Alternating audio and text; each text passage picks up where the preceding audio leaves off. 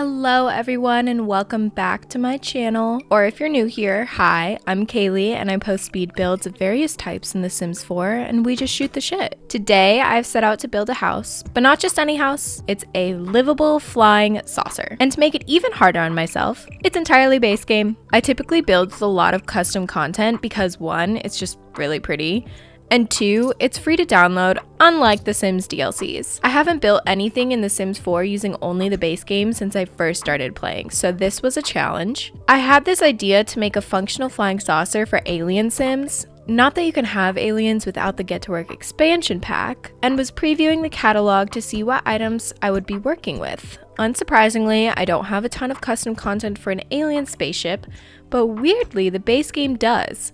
I mean, it's not alien-esque, but certainly furniture that looks like it could belong on a spaceship. Right now, I'm working on getting the exterior shape down, which is probably the most important part of this build. To create the floating effect, I built a room on the ground level, added a second story, then deleted the first story. You're still able to raise and lower the now floating second story when you do this. Next, I grabbed some circular roofing to create the stereotypical circular flying disc shape and to distract from the fact that I absolutely refused to use round walls in this build. Figuring out the floor plan and how I was going to fit everything your Sims could possibly need into the small box was going to be hard enough. I could not deal with the glitchy rounded walls on top of that. The floor plan is very symmetrical, divided into quadrants. I add a ladder in the middle of the UFO so your Sims can actually access everything in here.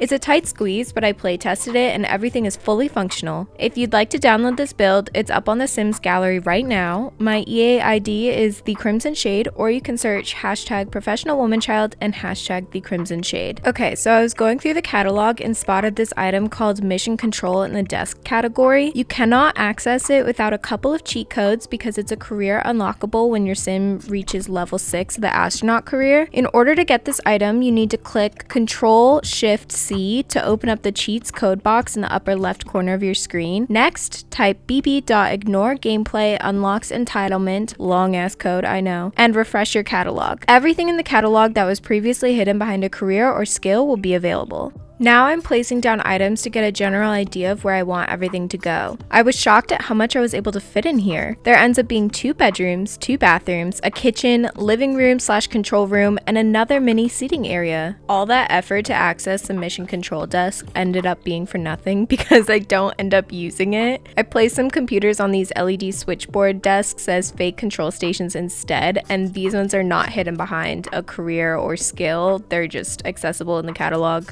I just like the look of it better. I stick to a black and red color scheme throughout this build, and for someone who claims red is their least favorite color, I have not been acting like it lately. A lot of my builds have been featuring this black and red color scheme, including the video I'm posting on Friday. I need to switch it up. Anyways, I use black and red in this spaceship because it's hard to find matching swatches in The Sims, but all of these futuristic looking items have either the red or black swatch, so that just made my life easier. I was torn on adding windows. I love natural lighting, but spaceships don't normally have big windows, right? But then I thought the glass dome cockpit on the roof is purely decorative, so your Sims wouldn't actually be able to see where they're going without any windows. These are the Let There Be More Light big picture windows. The flooring and wallpaper in here are very industrial, sanitary, and plain. We've got metal floors and gray walls. The kids' room gets a little bit more excitement with this hideous mid-century modern print wallpaper.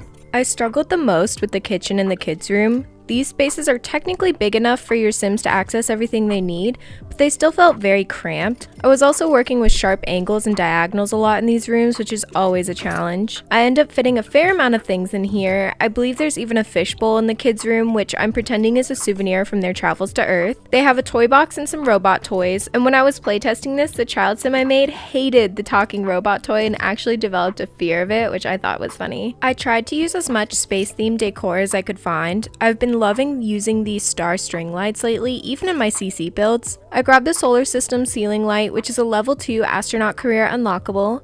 This kid has a corkboard above their bed to collect postcards from their earthly pen pals and some cloud shelves with more black and red furnishings on it. I also put the fortune telling cube in here because I've never used it before and was curious what it would do. It doesn't do anything, but change your Sim's moodlets. So my child Sim checked their fortune and then became very tense because they didn't like what the future had in store for them.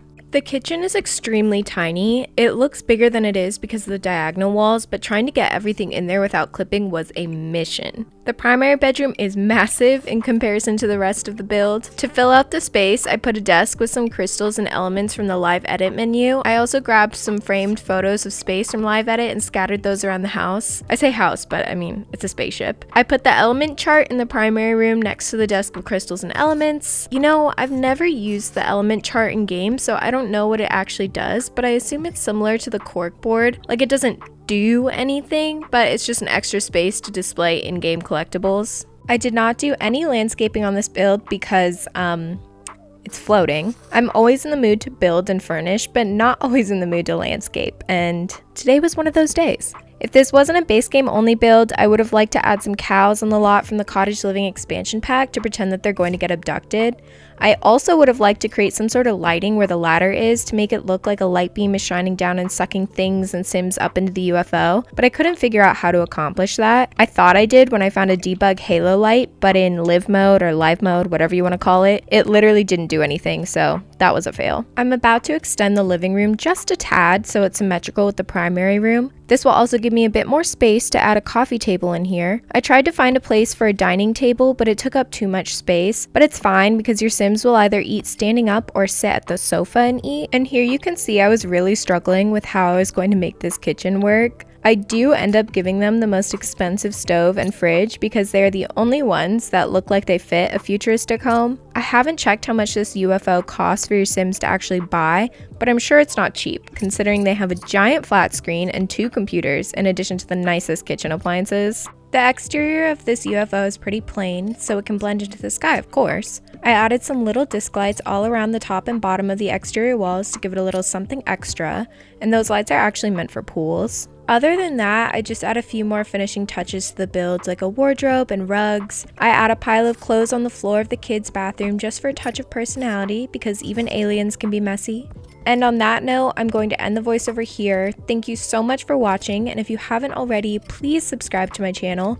It would mean the world to me, and then you can stay up to date on all the things I'm building. The next video I have planned took me a while to do, like an entire day straight, but I went crazy with the live edit and debug, and I can't wait to show you all. Again, you can find this UFO and all my other builds on the Sims gallery by searching #ProfessionalWomanChild or #TheCrimsonShade. I will talk to you all very soon, and enjoy the screenshots.